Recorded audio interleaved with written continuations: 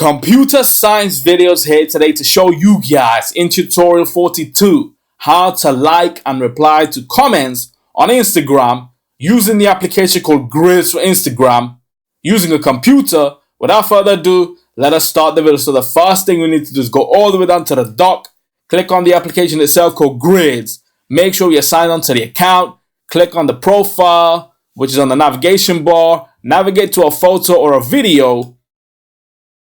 As you can see, there are comments available. So now in order to like the comment, we see this heart on the right. If we click on this, we have liked the comment. We can also reply to the comment by clicking on reply.